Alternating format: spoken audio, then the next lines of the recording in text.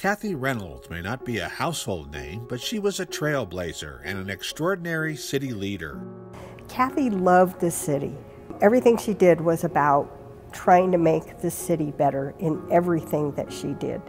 Reynolds was the longest-serving member of Denver City Council, holding office for 28 years, including several terms as council president.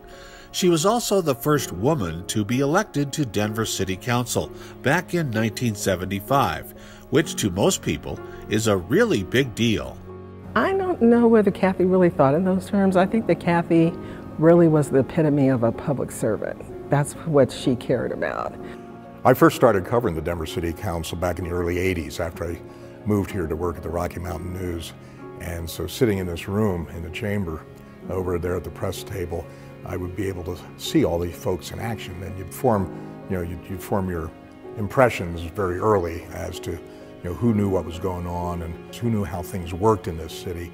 And Kathy Reynolds had been on the council at that point for about 6 or 7 years when I got to town. And she was just the sharpest individual among many very good council members.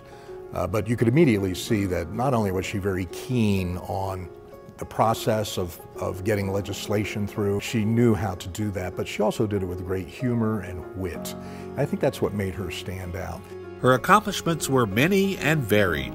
A lot of people remember her for the brick and mortar projects that she was behind. She was great at building coalitions to get things done, and that was her great strength, was building in this room and even outside this room. She served for the longest term than any other council member, so you can go from the Denver Center for the Performing Arts to Invesco Field to, there's just so many projects that she had influence on. I mean, you could drive down the street and say, hey, she was part of the convention center, she was part of the airport, she was part of the Pepsi Center. Lots of different structures that will be around for a long time. I think the projects will live on through, because of her tenacity, because of her support, and having the political will to have them done. At times when it was kind of tough, especially for a woman to be elected during that time and to last that long and be in leadership that long, it's really a testament to her, not just her projects, but who she was as a woman.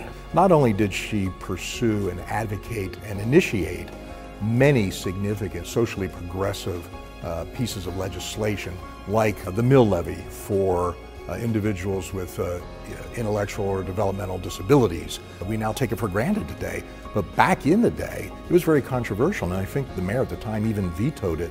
Reynolds and some of her allies pushed it through and got it approved. And of course now, since then, the voters have even expanded it. Kathy did so many things for this city. She authored the Equal Protection Ordinance that was challenged all the way to the Supreme Court, which basically allows employees who have partners to be covered by their benefit package. And we were able to sustain keeping that law on our books. She was the person who led our gun legislation that addressed people not being able to open carry in the city of Denver. At one point, a constituent got in her face. Some guy comes up and says, your problem is, Reynolds, you never saw a project that you didn't like. Implying that, whatever it was, let's go do it.